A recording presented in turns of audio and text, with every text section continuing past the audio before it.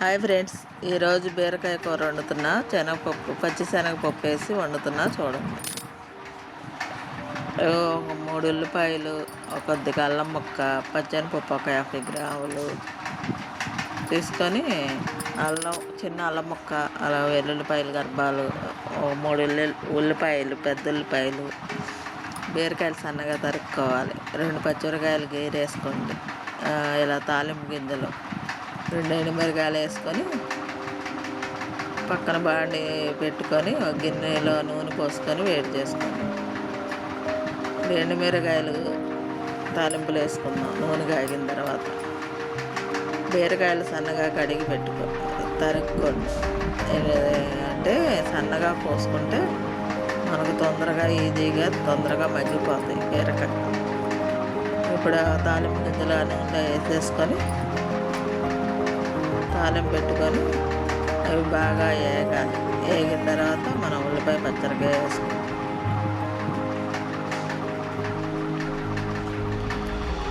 చూసారా ఫ్రెండ్స్, అలా నూనె అందులో ఏగుతూ ఉండగానే ఉంటాయి. బాగా దోరగా వేగాలి, బాగా మాడిపోకుండా. ఏడుశనగ గుళ్ళు ఉంటే ఒక గుప్పుడు వేసుకోండి తాలింపులో. మనం అన్నం తినేటప్పుడు అవి కరకరలాడుతూ ఉంటాయి.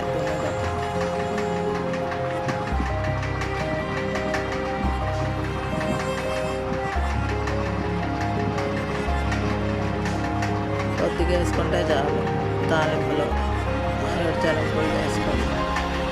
అలా అవి కూడా వేగిన తర్వాత ఇప్పుడు మనం ఉల్లిపాయ పచ్చడికాయ కూడా పక్కన కోసి పెట్టుకున్నాం కదా, 3 ఉల్లిపాయలు, 4 పచ్చడికాయలు, అవి కూడా వేసేసుకుందాం. ఇవి వేగిపోయినాయి బాగా. ఇప్పుడు మనం ఉల్లిపాయ వేసుకుందాం. ఉల్లిపాయ పచ్చడికాయ కోసాం కదా, అది వేసేసుకొని కొద్దిగా అటు ఇటు తిప్పేసి పసుపు, ఉప్పు వేసుకుందాం. తొందరగా మగ్గిపోతాయి.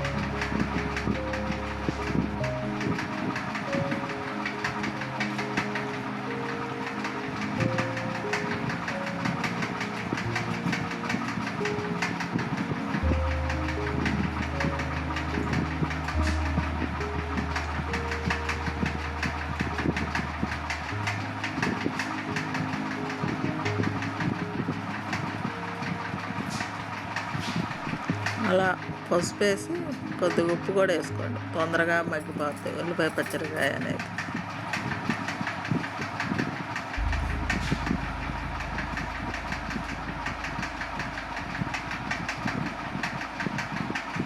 అలా వేగుతుండగానే అలా ఒక 5 నిమిషాలు అలా వేగిన తర్వాత, మగ్గిపోయిన తర్వాత మనం పక్కన పెట్టుకున్న అల్లం వెల్లుల్లిపాయ కూడా వేసేసుకోవాలి.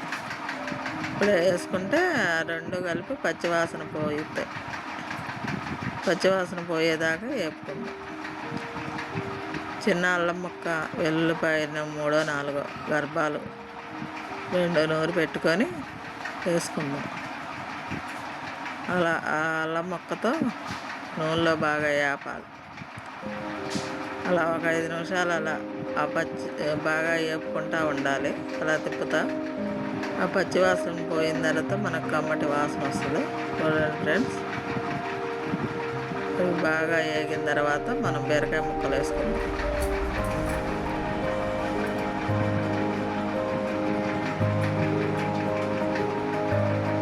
మీ దగ్గర మసాలా ఉంటే మసాలా కూడా వేసేసుకుంటాం.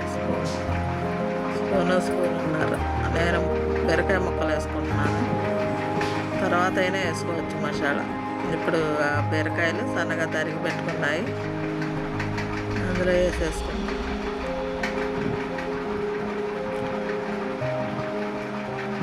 ఇప్పుడు అలా తిప్పేసేసేసి ఒక 5 నిమిషాలు మూత పెట్టుకున్నాం. నూనె అన్నీ పడతాయి. నూనె, మసాలా మనం వేసాం కదా, వెల్లుల్లిపాయ అన్నీ బాగా పడతాయి. ఆ ముక్కకి, బీరకాయ ముక్కకి బాగా వేగిపోద్ది. చూడండి ఫ్రెండ్స్, నీరంతా పోయి మనకి నూనె తేలిద్ది. బీరకాయ చూపిస్తాను. 5 నిమిషాలు మనం అలా మూత పెట్టుకుంటే అది పూర్తిగా మగ్గిపోద్ది. చూపిస్తాను. బీరకాయ పూర్తిగా మగ్గిన తర్వాత చూపిస్తాను. చూసారా ఫ్రెండ్స్, అలా మెత్తబడిపోద్ది బీరకాయ అనేది. మెత్తగా ఏగిపోయింది, మనకు నూనె బాగా తేలింది పైకి. ఇప్పుడు మనం కారం వేసేసుకుందాం. ఉప్పు అవి చూసుకొని కొద్దిగా ఉప్పు వేసుకోవాలి. కొద్దిగా వేసాం కాబట్టి కొద్దిగా చూసుకొని వేసుకోండి. కారం కూడా 2 స్పూన్లు కారం, మనం తినేదాన్ని బట్టి కారం ఎంత వేసుకోవాలో అంత వేసుకొని, నేను 2 స్పూన్లు వేస్తున్నాను. మీరు కూడా చూసి వేసుకోండి. నేను 1/2 కేజీ బీరకాయలకి పచ్చిశనగపప్పు నానబెట్టి పక్కన పెట్టుకున్నాను కదా, ఆ పచ్చిశనగపప్పు కూడా బీరకాయ మగ్గిన తర్వాత వేసేసుకోండి. నూనెలో అదే మగ్గిపోద్ది, మనం దాన్ని ఉడకబెట్టుకో అవసరంలా. బాగా శుభ్రంగా కడిగి నానబెట్టుకొని ఒక 5 నిమిషాలు మనం కూరగాయలు ఇవన్నీ కోసుకునేలోపు అది ఈజీగా నానిపోద్ది. పచ్చిశనగపప్పు తొందరగానే నానిపోద్ది. అలా వేసేసుకొని మనం కాసేపు మూత పెట్టుకుందాం. చూసారా, అలా నూనెలో ఏగిపోయిన తర్వాత తీసి మూత తీసుకొని మనం కారం వేసేసుకుందాం. ఉప్పు కారం ఉప్పు వేసుకున్నాం కాబట్టి కారం వేసేసుకొని 2 స్పూన్లు కారం వేసుకుంటున్నాను. మీరు తినేదాన్ని బట్టి వేసుకోండి.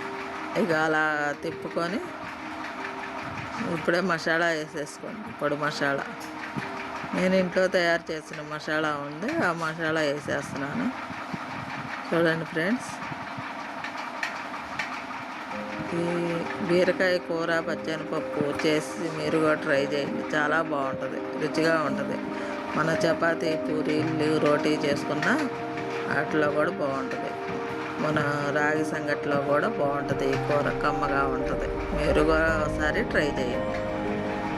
ఇప్పుడు కొద్దిగా ఉప్పు చాలపోతే ఉప్పు వేసుకున్నాను.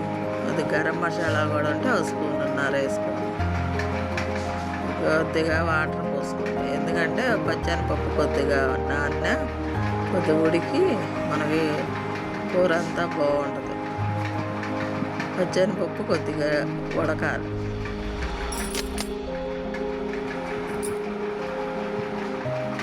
ఒక 5 నిమిషాలు అలా ఉడుకుతూ ఉంటుంది. మనం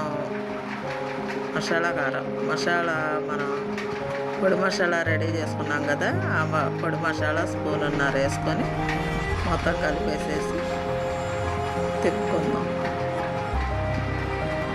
ఉప్పు కారం అన్నీ బాగా సరిపోయినాయి. ఇప్పుడు అలా తిప్పేసేసి మూత పెట్టుకుందాం. అది అయిపోయి ఒక 5 నిమిషాలు అలా పెట్టేసేసేసి వదిలేసేయండి. మసాలా వేసిన తర్వాత అలా చూడండి, పూర్తిగా రెడీ అయిపోయింది. ఈ బీరకాయ కూర ఇలాగే చేసుకోవాలి ఫ్రెండ్స్. మీరు కూడా ట్రై చేయండి. తేలిగ్గా ఉండే ఈ విజక్క వంటలకి కామెంట్ రూపంలో బాగున్నాయి, బాగోలేదు అనేది మీరు కామెంట్ రూపంలో తెలియజేస్తారని కోరుకుంటున్నా. మీరు నాకు సబ్స్క్రైబ్ చేయాలి, షేర్ చేయాలి. తెలియని వాళ్ళు మీ ఫ్రెండ్స్కి ఎవరికన్నా చెప్పి షేర్ చేయమని చెప్పండి, సబ్స్క్రైబ్ చేయమని చెప్పండి, లైక్ చేయండి. చూసారా, ఇలా పూర్తిగా నూనె అనేది పైకి తేలితే మన కూర రెడీ అయిపోయింది. ఇప్పుడు ఆ కూర తీసేసుకొని ఒక గిన్నెలో పెట్టి చూపిస్తాను ఫ్రెండ్స్. ఇంతే ఫ్రెండ్స్, మనం రెడీ చేసుకున్న కూర బీరకాయ పచ్చిశనగపప్పు. ఈ కూర చాలా కమ్మగా ఉంటుంది. చూసి మీరు ట్రై చేయండి. ఒక గిన్నెలో పెట్టి మీకు చూపిస్తా ఫ్రెండ్స్. రెడీ అయిపోయింది, ఇంకంతే.